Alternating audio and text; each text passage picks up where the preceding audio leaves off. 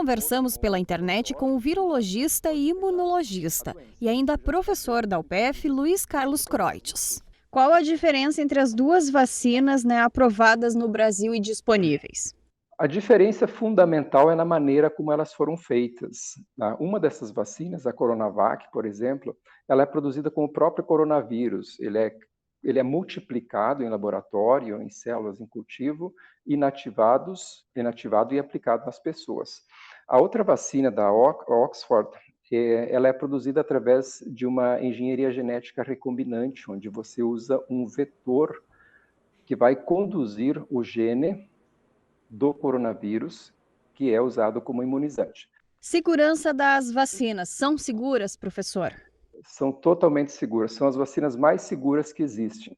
Nós temos no calendário vacinal humano inúmeros tipos de vacinas. Algumas dessas vacinas são vacinas vivas atenuadas, ou seja, o micro-organismo vacinal se multiplica no hospedeiro, e outras vacinas, a maioria delas, são vacinas inativadas, ou seja, mortas. O micro-organismo vacinal não se multiplica no hospedeiro, portanto, são vacinas extremamente seguras.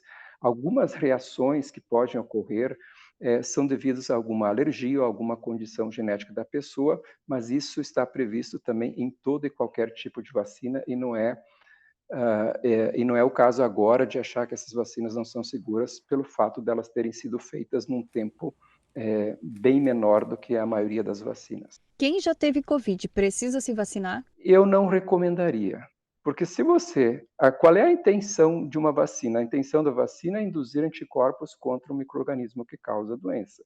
Se você já teve a doença, se você já teve a infecção, se você já deu positivo lá no teste do PCR ou teste rápido de anticorpos, não faz sentido algum você se vacinar. Tomar a primeira dose de uma e a segunda de outra pode ou não é recomendado? A princípio não é recomendado. Todas as vacinas, elas são desenhadas e estudadas dentro de uma população com uma ou duas doses da mesma vacina. Então, não se recomenda tomar uma dose de um laboratório e uma segunda dose de outro laboratório, porque isso não foi avaliado em nenhum estudo clínico. Após a primeira dose, a pessoa ainda pode pegar Covid? Certamente, a primeira dose, ela induz imunidade, mas não uma imunidade completa. E nós, então, temos que sempre seguir o protocolo, tomar as duas doses para que a gente tenha uma resposta imune adequada e protetora contra o vírus. Crianças menores de 18 anos, bebês, tem alguma recomendação diferente? Olha, a princípio, elas não estão no grupo de risco, né? Porque essa é uma vacina que ela tem um risco maior para pessoas idosas, pessoas com comorbidades. No entanto, também existem vários casos de pessoas mais jovens, né, que desenvolveram a doença, algumas com óbito, e lá no início nós vimos vários casos de algumas síndromes imunológicas em crianças afetadas pelo coronavírus. No entanto, elas constituem um menor grupo entre toda a população. Então, a princípio, eles não vão ser incluídos nos grupos vacinais, obviamente, né? Mas tão logo as vacinas estejam disponíveis, obviamente elas deverão ser vacinadas também. Grávidas, professor. Grávidas sempre representam um grupo de risco por uma questão imunológica, né?